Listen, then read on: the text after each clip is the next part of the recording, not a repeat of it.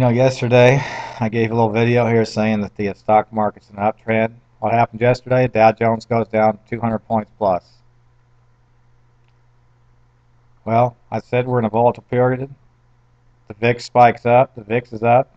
Volatility index. We've had down days, big down days, and then followed by big up days. Yesterday was the biggest down day in a long time. Well, right now the Dow's down 21 points, it says. It was down 100 points, I think, earlier this morning. So maybe today, it doesn't look like we're going to have a 100 or 200 point up day today, but, we're not having a big 200 point down day 2 days in a row. We just call it kind of following the recent pattern of a down day and then the next day or two, not real, up or a little bit down, about even.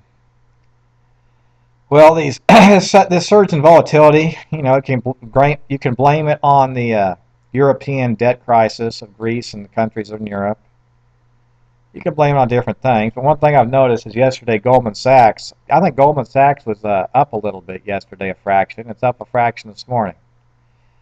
Now, if you use a financial stock as a harbinger, such as Goldman Sachs, Merrill Lynch used to be called the canary in the coal mine. What Merrill Lynch did indicates what's coming immediately, stock price. And Goldman Sachs, with its hedge fund scandal proceedings, fell off a great deal preceding this volatility. Maybe they helped bring on the volatility we're experiencing. But I think yesterday Goldman Sachs was up a fraction, and this morning it's up a fraction. So perhaps this harbinger of Goldman Sachs not falling off with the rest of the market means perhaps, we're going to have some volatility for a while, short period, and then resume this upward trend that I said we were in. And I think that's the conclusion of a lot of things I've read, is that the stock market was overbought due to a long, continuous climb upwards, and a lot of reasons to justify that. The earnings of companies, a lot of companies making new highs in their stock prices. I saw a statistic where the insiders of major financial institutions are buying stock. Now, when the people who control all the money start pouring their money back into the stock market buying stocks, that's going to put pressure to drive stocks upward, and that's what's been going on. And so, in the big mutual funds with all the money, smart money, they call it smart money, because the big people with all the money, the retail investors like myself, we're minute compared to these mutual funds. And when they're putting money in and not taking it out, that means they're bullish, and they're the smarter money, and that's another trend follower. A reason to believe that this trend will resume, and if this volatility we're experiencing currently, I can't tell you exactly how long it's going to last, and we may have another 200 point down day. But all this really does is gives us the opportunity that when this volatility ends, we can jump back into those stocks that were high flying, that are going to start high flying again at a much lower price than before this volatility is hitting us.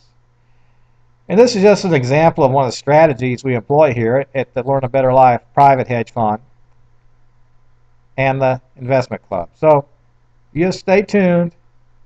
You call me up if you want to, or send me an email, George A. Crawford III, 24/7, 365, right? Yeah. That's where I am.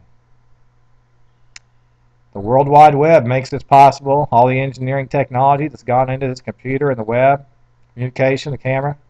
I'm utilizing it in a matter of very few people on the planet Earth are capable of doing.